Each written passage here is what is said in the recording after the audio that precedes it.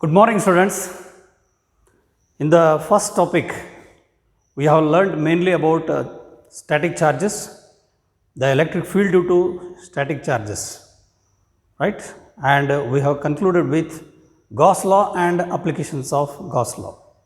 Now, this is a second chapter, continuation of the first unit, electrostatics, the charges at rest. Now, this is taken as a second chapter. In this second chapter, mainly we are learning about electric potential energy, and a very important device, that is capacitor and capacitance.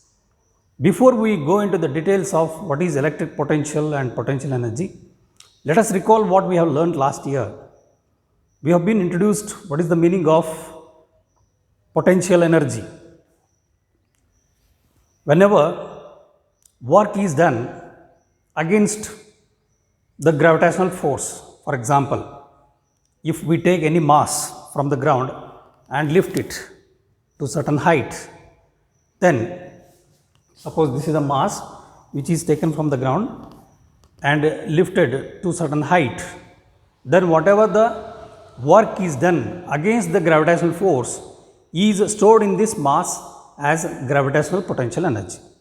In the same way, when we use spring, the work done against spring in stretching the spring, or work done in compressing the spring against the spring force, is stored in the spring in the form of spring potential energy.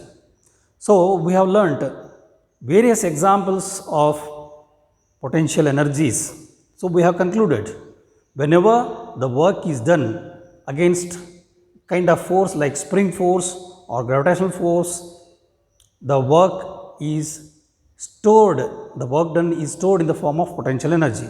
And when we release it, that potential energy is converted into kinetic energy. There is a loss of potential energy and there is a gain of kinetic energy. At any instant, if you calculate, the sum of potential and kinetic energies is constant, and thus the total energy is conserved. And such kind of force against which when the work done is stored in the form of potential energy, we called such force as conservative force. We have learnt different conservative forces like spring force, gravitational force, and so on. Now, we are learning the work done against Coulomb's force is also going to be stored in the form of electrostatic potential energy. Just have a comparison of Coulomb's force with gravitational force. The gravitational force is directly proportional to product of masses, inversely proportional to square of the distance. In the same way, Coulomb's force is also directly proportional to product of charges. Whenever you consider two point charges, the Coulomb's force of attraction or Coulomb's force of repulsion between the two charges is directly proportional to product of the charges and inversely proportional to square of the distance separating those two charges. So, Coulomb's force deals with charges, whereas gravitational force deals with masses. So, when the work done against gravitational force is stored in the form of gravitational potential energy in the mass, in the same way, work done against electrostatic force is stored in the form of electrostatic potential energy. So, first we are dealing with what is the meaning of electrostatic potential energy, and then what is electric potential and what is electric potential energy difference, electric potential difference, and then we are going to learn about system of charges and potential energy due to system of charges, potential due to system of charges, and so on. Okay. In the first topic, we mainly dealt with electric field due to point charge, electric field due to system of charges, electric field due to dipole, right. In the same way, in this topic we are learning electric potential difference, electric potential due to point charge, electric potential due to system of charges, and electric potential due to dipole. And then we go further in learning very important device that is called capacitance. So, this is the introduction regarding the second chapter, that is electric potential and capacitance, right. Now, we will first learn about what is electric potential energy. Electric potential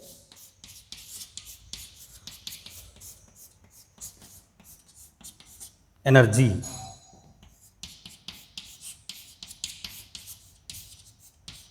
So, afterwards we will learn about what is electric potential. So, let us consider a point charge. Point charge, let us say that this point charge is acting as a source of electric field. So, this point charge is having space of influence around it wherein electric force is felt, and that space of influence we term it as electric field. Now, suppose we are bringing, let us assume that this is at origin, this is positioned at origin. So, we can assume x axis, y axis and z axis. Assume that the positive source of charge, point charge, is at the origin. Now, if I want to bring a test charge, suppose this is a test charge Q naught, and this test charge will be experiencing a force due to this electric field. So, it has developed its own electric field. Now, due to this electric field, the test charge experiences a repulsive force. We choose a test charge in such a manner that this test charge does not affect the configuration of the source charge. It means the test charge is infinitely small charge, and we choose infinitely small positive charge in general. That is what we call it as test positive charge. We want to bring this test positive charge from one point to another point. Let us say we are bringing it to point P, to this particular position, and this is how there will be a radial electric field acting in this direction. So, this test positive charge will be experiencing always a repulsive force as long as it is being brought from, let us say, position R to position P. Now, the work done in bringing from R to the point under consideration is the work done against the electrostatic force of repulsion. So, if we calculate how much is the work done in bringing from one point to another point, then if we take the calculation of work done, that is stored in the test charge in the form of electric potential energy, because force that is involved here is electrostatic force, and electrostatic force is repulsive in this sense, and repulsive as well as attractive if it is a negative source, negative charge. If it is unlike pairs of charges, it is attractive. If it is like pairs of charges, then it is repulsive. This is what we already know about it. Now, the work done in bringing it from one point to another point against the electrostatic force, which is conservative force, is stored in it in the form of potential energy. Let us calculate the work done. So, how to do the work, that is important. When we are bringing it, the charge is always experiencing a force due to the source charge, the force is repulsive. So repulsive force will be acting in this direction, away from the line joining the two charges. So this is the actual repulsive force due to the source charge. Now when we are exerting external force. The external force, how should it be this external force? The external force must be exactly equal to the force exerted by the source charge. So the external force which we are trying to bring it from this point to this point must be exactly equal to the repulsive force, so that net force acting on this test charge is 0. Second thing, it is brought from the point R to point P infinitely slow with constant speed without any acceleration. So the force must be such that external force must be exactly equal and opposite to the force due to the charge, that is Coulomb's force. So let plus Q be the source charge at origin.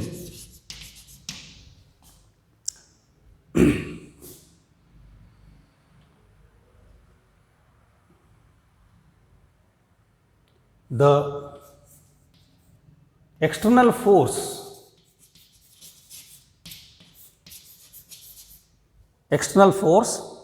F external, how should it be? Should be exactly equal to minus of F.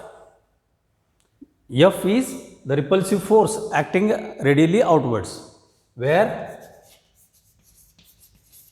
vector F is repulsive force acting radially outwards. So using this external force we do the work. So work done against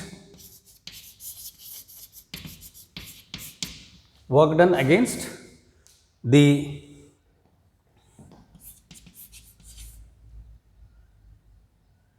Coulomb's force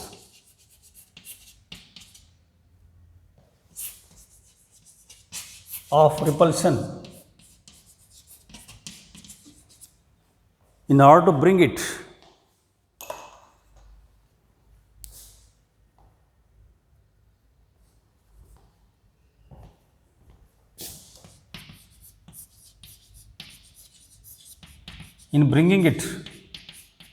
from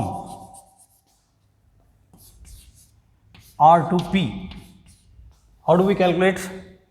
We calculate it as total work done as integration of F external dot dr.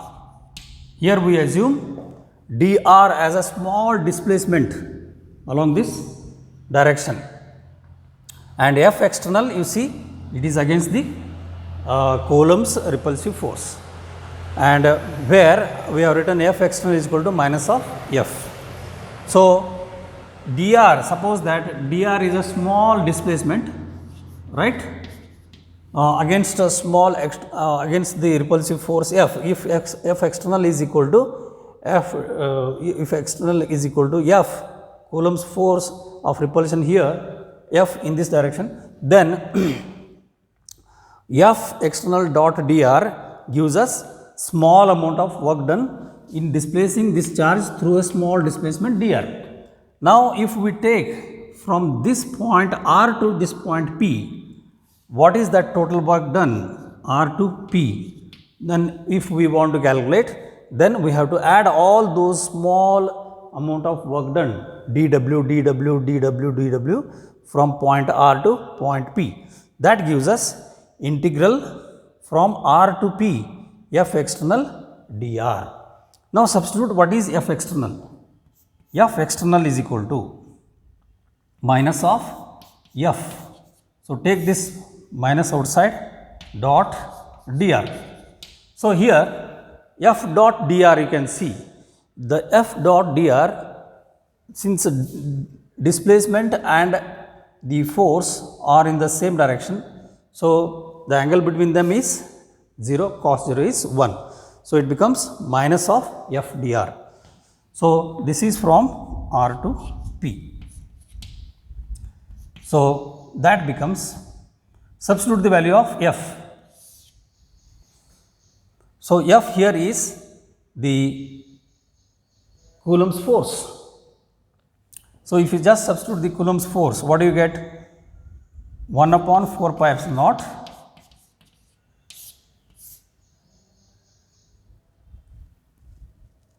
q naught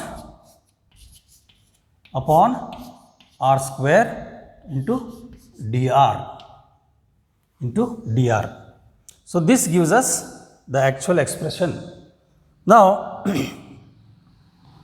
we will calculate the potential energy and then we will calculate the potential energy difference.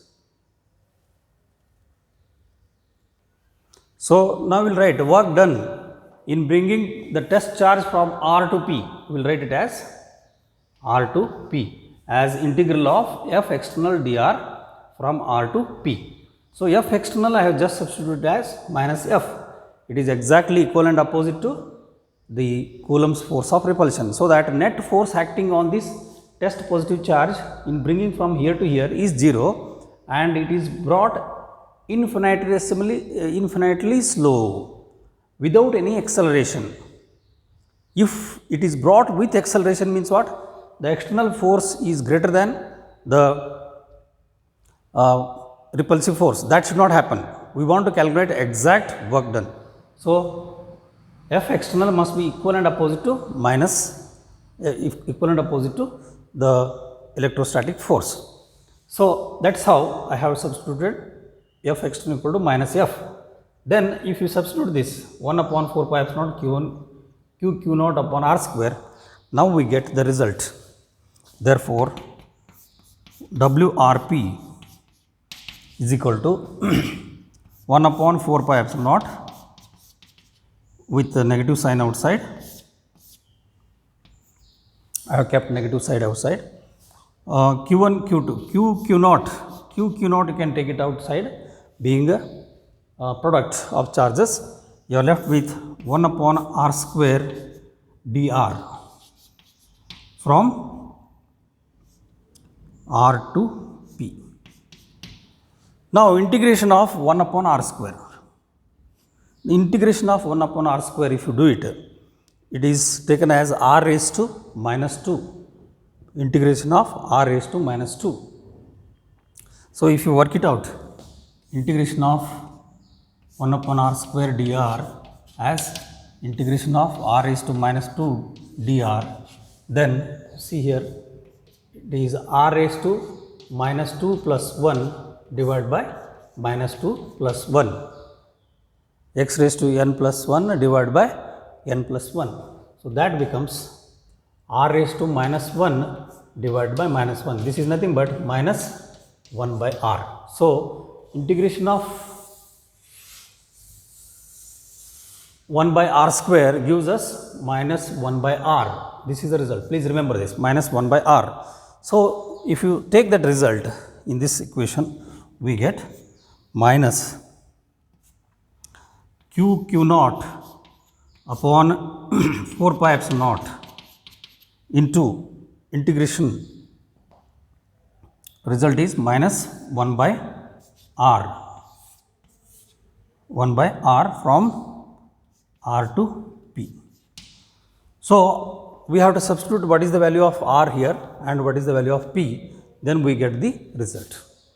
So minus of minus, you can see here, becomes plus. So it becomes q naught upon 4 pi epsilon naught into 1 by r to p. So this is the potential energy difference between the 2 points r and p. It means the potential energy difference between R and P is Q naught upon 4 pi epsilon naught 1 upon R into from R to P.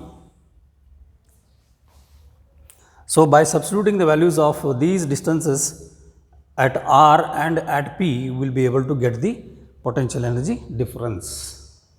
Okay. If you take for example, this O to P as, suppose this is the origin O to P as R1 and O to R as R2.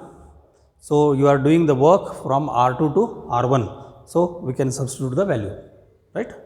So, that is how we calculate the work done. This work done from R to P is stored in the charge in the form of potential energy difference, because here it is a difference in potential energy. Already it is having certain potential energy at this particular point, because work is being done in placing this charge in the configuration of this source is stored in the form of potential energy. Now, when it is brought from here to here R to P, it is again work being done from R to P. So, that is stored as another potential energy at P. So, if you take the difference of potential energy between P and R, that is the work done in bringing the charge from R to P. It is stored in it in the form of potential energy difference. This work done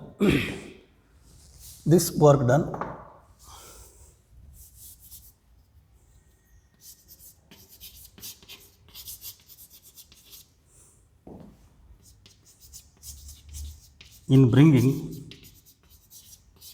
from R to P is stored in the form of potential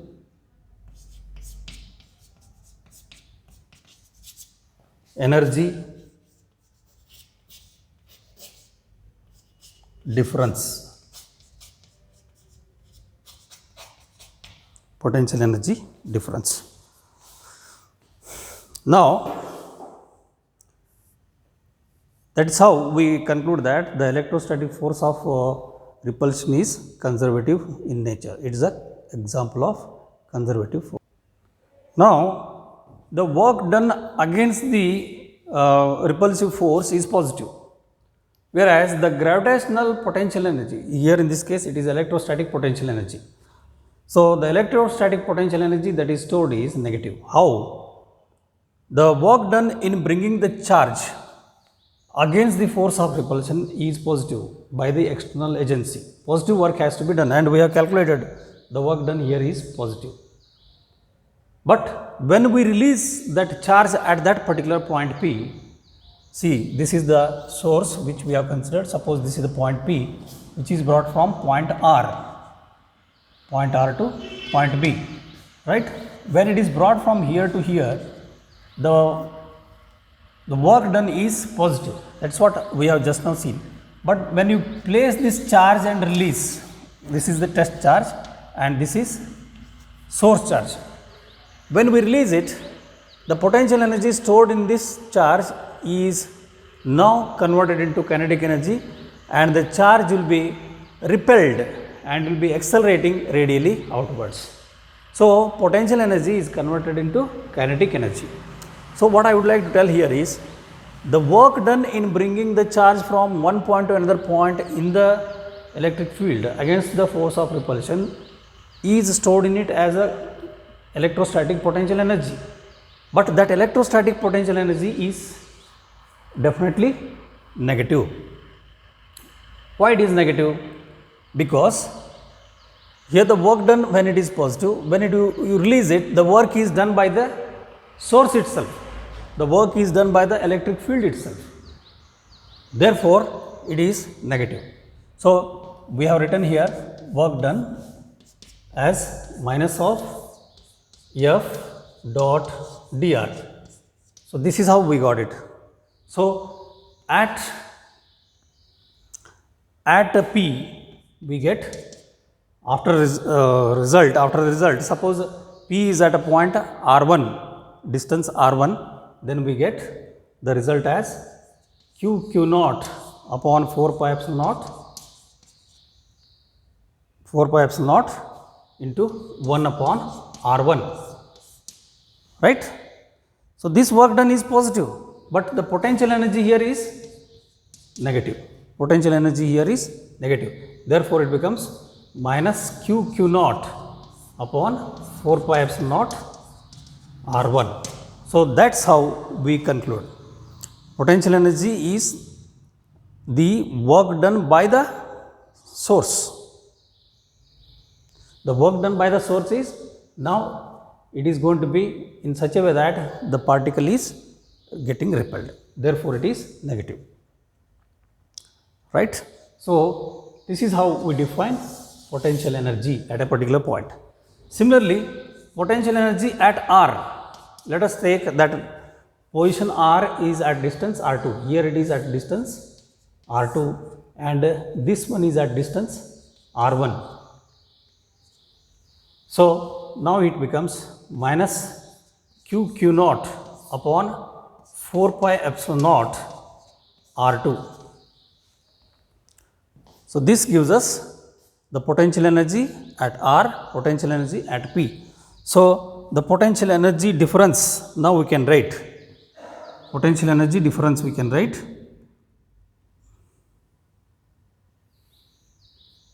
WRP, we got it as Q naught upon 4 pi epsilon naught into bracket 1 by R from R2 to R1. This is how we have to write it. Where R is there, we will write it as R2, the distance R2. Where P is there, we will take it as R1. So, if you substitute this, we are going to get it as Q naught upon 4 pi epsilon naught 1 upon R1 minus 1 upon R2. So, the work done is definitely positive against the force of repulsion. But what is potential energy? Potential energy is negative, you see here. So, this is potential energy UPR. This work done is stored in it in the form of potential energy. So, this I am writing it as UP minus UR, UP minus UR, UP minus UR. It is just negative of this, negative of WRP. So, thus it becomes, you see,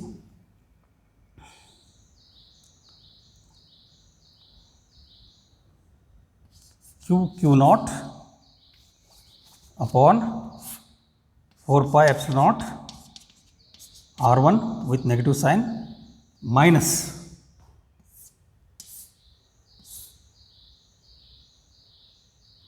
Q naught upon 4 pi epsilon naught R2. So, thus it becomes UP minus UR. What is UP here? Q naught upon 4 pi epsilon naught R1. What is UR? Q naught upon 4 pi epsilon naught R2. Thus, I have already written what is UP. UP is equal to this one and UR is equal to this. So, finally, when you simplify this, you will get the same result, minus of this. Okay, that is how we get the potential energy difference. Now, while discussing conservative forces, we observed that the work done against the conservative forces is stored in the system as potential energy. When the work is done between 2 points in the force field, the work done is stored definitely as difference in potential energy. And remember, this work done does not depend on the path. The work done is independent of path. Remember, work done, very important thing, is independent of path. That is, the work done is path independent. Second thing is, it depends only on initial and final positions. Work done, and thus the difference in potential energy depends only on initial and final positions.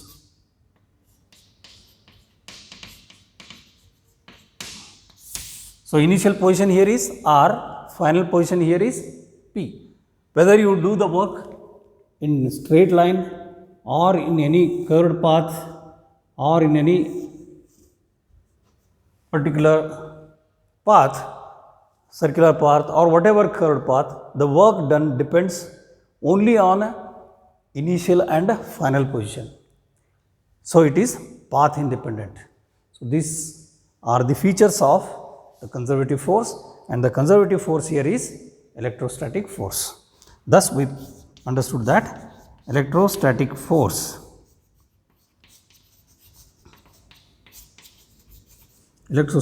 is conservative force. So work done against the conservative force is stored in the form of potential energy. When the charge is released, the charge is getting accelerated and converted, that potential energy is converted into kinetic energy.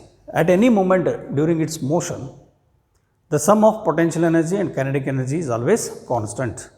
So that sum of potential energy and kinetic energy is called as mechanical energy. So mechanical energy is totally constant. So these are the features of the electrostatic potential energy, right? So first we have learned electrostatic potential energy difference. Now we will conclude that what is electrostatic potential energy at a particular point. Now suppose that this point R is at infinity. If this charge is at infinity, so when the charge is at infinity, definitely if you put R equal to infinity, the potential energy becomes 0. When you put R equal to 0, you see anything divided by 0 is infinity. So potential energy at infinity is taken to be 0, right? So when the test charge is brought from infinity to the point P, how much work is done in bringing the test charge from infinity to the point P is stored in that test charge in the form of electrostatic potential energy. That's how we define what is electrostatic potential energy. So we define it as work done from infinity to the point P. This is stored in it in the form of electrostatic potential energy, right? So that's how we define the electrostatic potential energy at a particular point. So finally we conclude electrostatic potential energy at a point P. Electrostatic potential energy at a point P in the electric field, it is defined as work done in bringing the test positive charge from infinity to the point under consideration in the electric field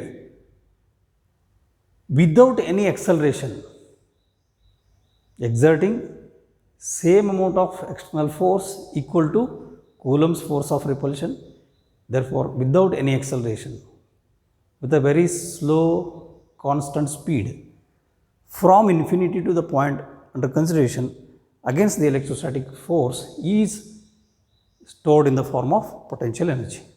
So using this equation UPR, R I am taking it as infinity. So UP infinity equal to UP minus U infinity. So UP, you see, Q naught upon 4 pi epsilon naught R. I am taking that instead of R1, let me take it in general as R. I have taken it as R. So U infinity if you substitute Q naught upon 4 pi epsilon naught R2. So this should be written like this, yes, minus. So there is a correction here, minus of this. Q naught upon 4 pi epsilon naught R2. If you put R2 as infinity, then this second term becomes 0. So thus finally you are getting potential energy at a point P is UP equal to Q naught upon 4 pi epsilon naught R, right? So this is how we define potential energy. So remember this potential energy difference, These are all scalar quantities. It is a scalar quantity which is measured in terms of joule. Joule is the SI unit of potential energy because it is calculated as work done, right? So in the next session we will discuss about the electrostatic potential difference. Okay, when the work done per unit charge from infinity to the point under consideration is calculated, then it becomes electric potential. Okay, thank you, have a nice day, bye.